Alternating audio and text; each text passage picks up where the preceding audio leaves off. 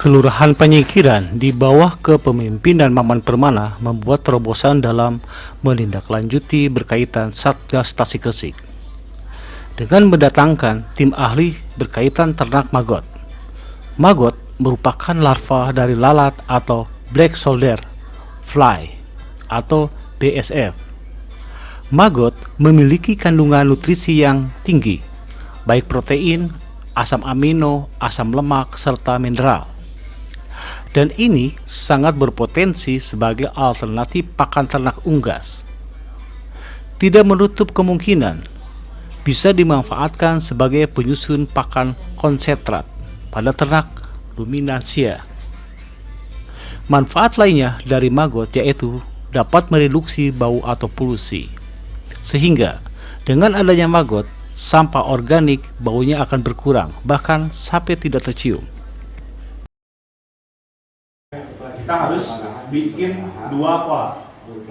Bikin dua pola itu maksudnya gini, satu untuk indukan, satu untuk pembesaran. Kalau indukan berarti nanti supaya nanti kita punya bibit lagi. Yang kalau indukan kan kita dijual pas di posisinya di pas maggot dewasa, larva dewasa. Nah, terus tadi sedikit ini, jadi nanti maggot itu setelah mereka berhubungan si jantan dengan betina, itu nanti si jantannya itu langsung meninggal. Setelah 2 hari mereka reproduksi lah ya, reproduksi nanti si jantannya itu meninggal. Kayak ulah aneh pabidina kandang seger anu marae, berarti eta jantan. Nah si betinanya nanti kan setelah berhubungan itu gitu ya, mereka dalam tanda kutip, mereka kan punya telur. Setelah mereka bertelur 3 hari kemudian betinanya yang meninggal. Jadi nanti ulah aneh, cenah ieu teh parae. Pasti untuk yang pertama pasti bingung.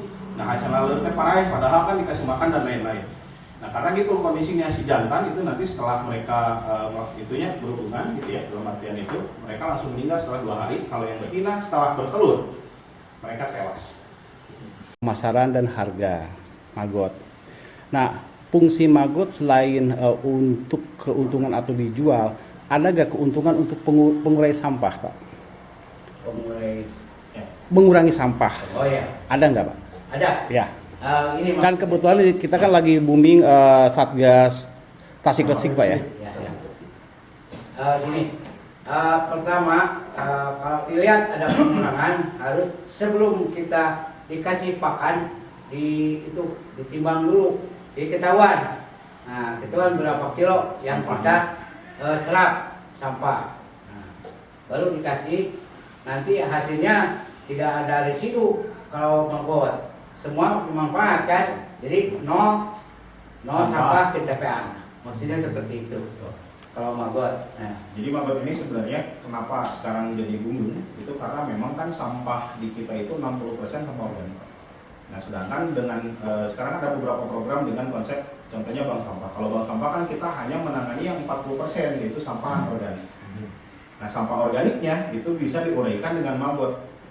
Gitu. Jadi si maggot ini makannya sampah. Jadi kalau misalnya dalam 100% kita baru menangani yang 40% ini yang organik. Tapi yang organiknya belum. Nah, makanya ada program maggot ini supaya nanti si sampah organiknya juga kita kelola. Yang minimal si sampah organik itu tidak masuk ke TPA. Selesai di rumah tangga gitu ya, selesai di rumah masing-masing. Jadi nanti paling yang dibuang itu hanya sampah residu atau sampah B3, bahkan beracun dan berbahaya. Contohnya kayak pembalut atau mungkin popok yang dipakai dan lain-lain. Yang sisanya itu nanti kita kelola gitu dengan 2 tipe, ada yang memang budidaya maggot dengan organiknya dan bank sampahnya yang non organik. Jadi nanti 2 jenis sampah ini kita amankan, yang dibuang hanya residu. Jadi dari 100% paling cuma 20% yang nanti terbuang ke TPA. Pemanfaatan larva sebagai salah satu konsumen ransum di samping mempunyai nilai ekonomis juga merupakan rantai pemutus perkembangan lalat yang tentunya akan mengurangi populasi lalat sebagai salah satu sektor penyebab penyakit. Larva lalat dengan kandungan nutrisi yang tinggi mempunyai potensi besar sebagai bahan ransum ayam pedaging ditinjau dari segi kualitas dan kuantitas. Larva lalat atau maggot mempunyai kandungan protein yang tinggi, sekitar 36,51%. Dengan demikian, larva lalat atau maggot baik sebagai sumber protein hewan bagi ransum ternak. Pemanfaatan larva dapat mengurangi beban petani dalam penyediaan pakan ternak dan sekaligus penanggulangan masalah lingkungan.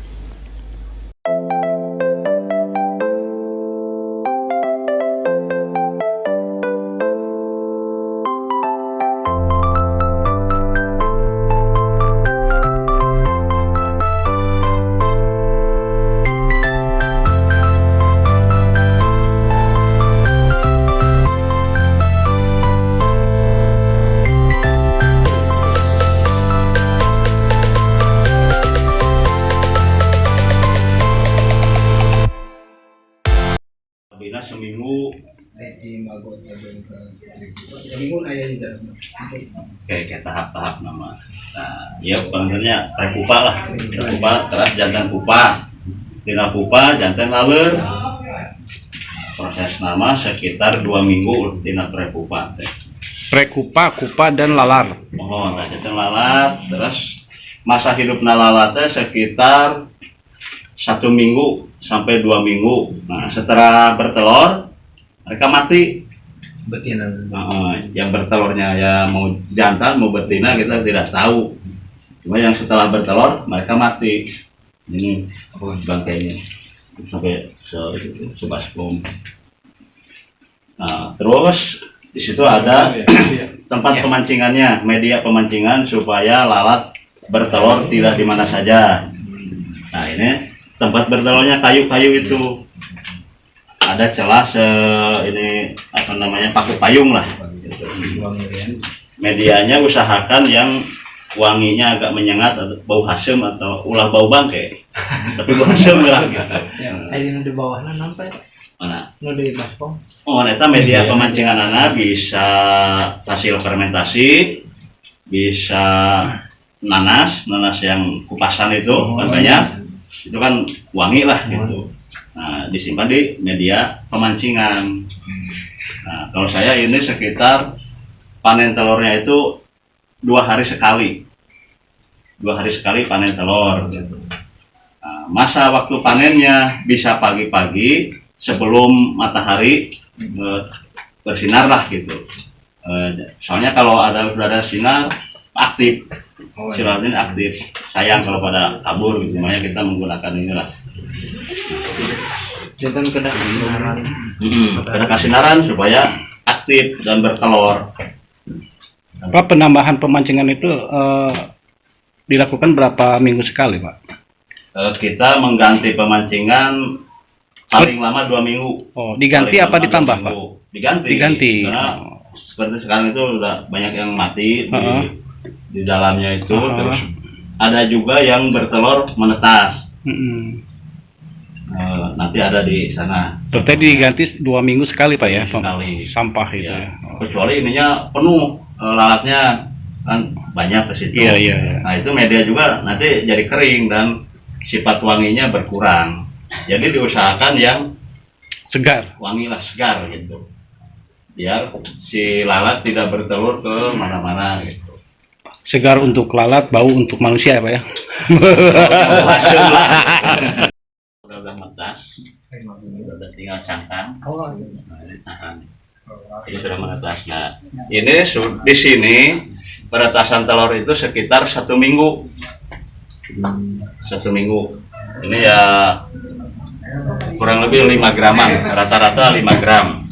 Di ngomong mediana.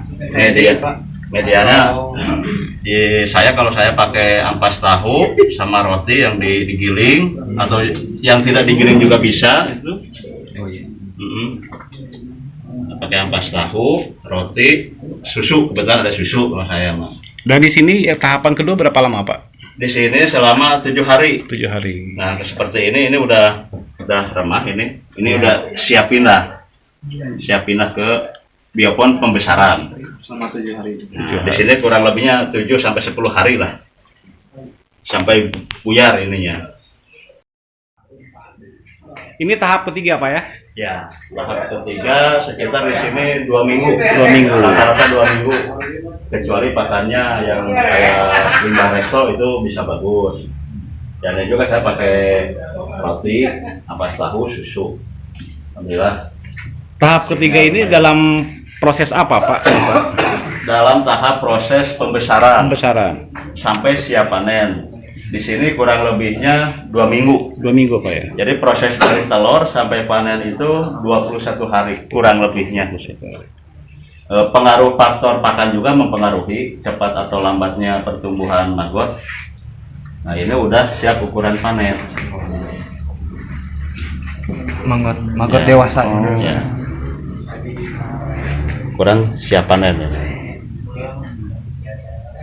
Tapi ke tahapan ketiga ini juga pakannya apa Pak? Pakannya tetap sama. Tetap sama, Ya. seperti tahapan yang pertama itu? Tahapan yang pertama. Tetap masih kalau ya Dihaluskan. kan dibubur. Bagusnya dibubur lah. Kalau saya kan menggunakannya ampas tahu, jadi udah cepat hancur. Yang kering Pak ya? Roti sudah gampang hancurnya gitu. Nah, sampai sini sudah tinggal tahapan untuk prepupa. Kita bisa mengambil dari yang siap panen. Di sini suka ada yang sudah hitam.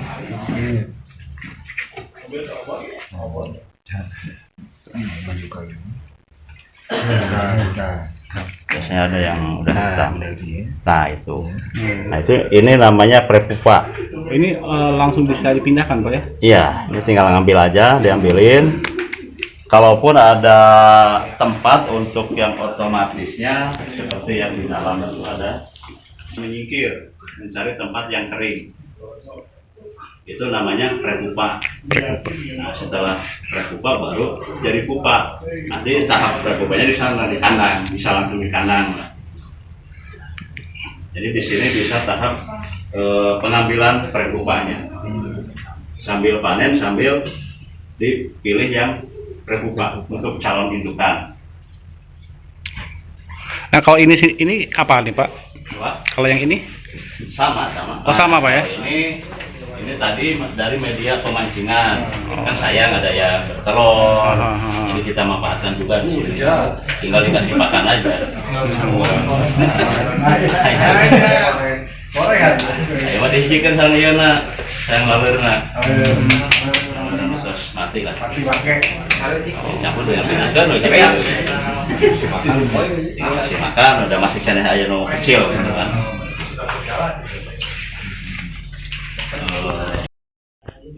Pertama maggot fresh itu bisa langsung dipakankan untuk ayam, untuk ikan.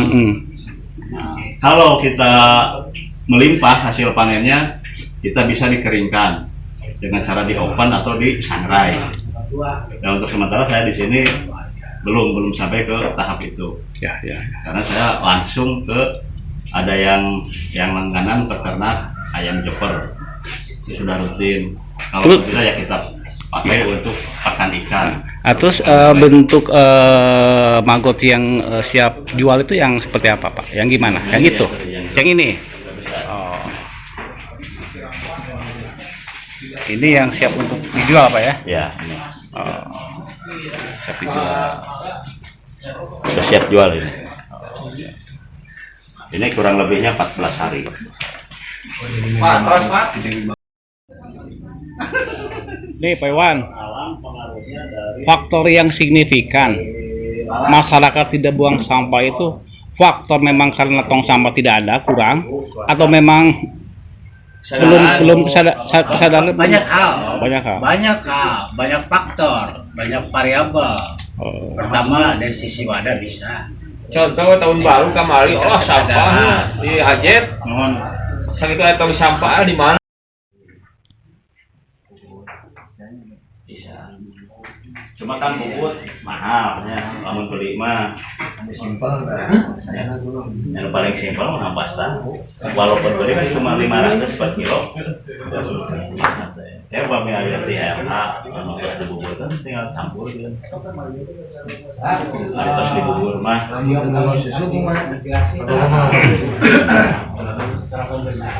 Pak Sugi, berapa kilo maggot bisa memakan sampah Pak? Dan kapasitas berapa banyak itu apa namanya lalat yang dibutuhkan? Untuk maggot menghasilkan maggot 1 kilo kita membutuhkan pakan, kalau saya pakai ampas tahu roti sama susu itu cukup 3 kilo 3 kilo pakan.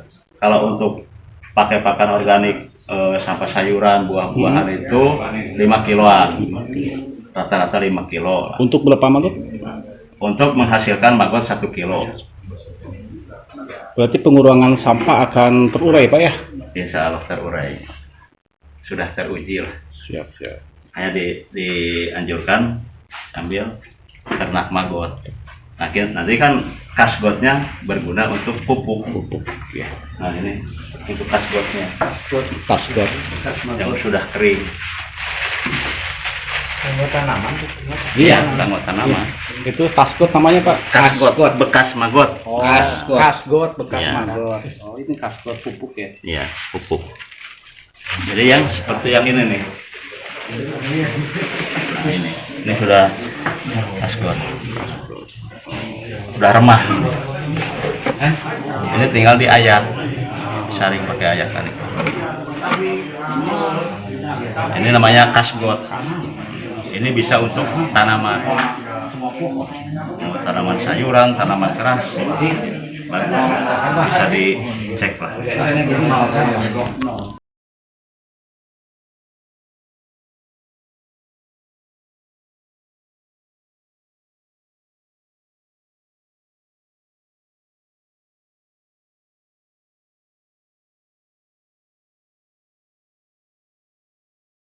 Misalkan dari bank sampah Ya, menjual ke Kodim. Koperasi Kodim, Koperasi diterima berapa? 6.000 Pak, sesuai petunjuk Pak Wali ya kemarin.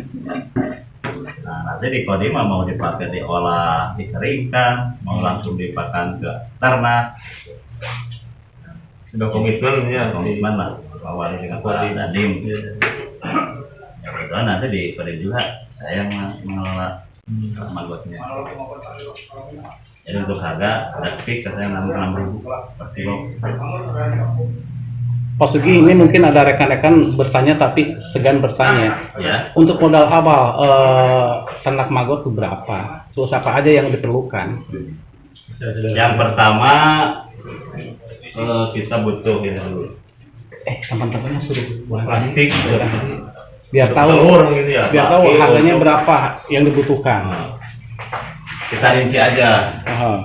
Ini baki sekitar harga 30. Kurang lebihnya ya tergantung tokonya lah. Terus biopon ini 70.000 siap pakai. Terus kuas kalau udah untuk panen. Terus pisau. Ini pisau untuk panen telur. Selain di dia kalau saya kebiasaan setelah panen dikerik baru dikuas. Itu bersih, dibersihkan, tidak ada sisa. Untuk harga ini 3.500 sudah siap satu batang begini. Yang jualan di mana? Ada. Kita pesan ke tukang kayu aja, pesan seperti inilah ukurannya. Kalau saya pakai ukuran ini karena saya pakainya dari yang di pemancingan sana. Ukuran pisau, baki, biopon. Kalau satu-satu ini 70, 100, ini 3.500. Ya kurang lebih 200. Plus untuk kandangnya Kandang kalau ukuran segitu 400.000. 400.000. Siap pakai kandangnya. Siap. Berarti totalnya berapa Pak Untuk modal awal siap berproduksi kurang lebih 1 jutaan. 1 juta siap berproduksi. Nah, yang paling utama ini biopon. Soalnya nanti Kalau untuk pembesarannya perlu banyak, soalnya kita kan panen telur bisa tiap hari.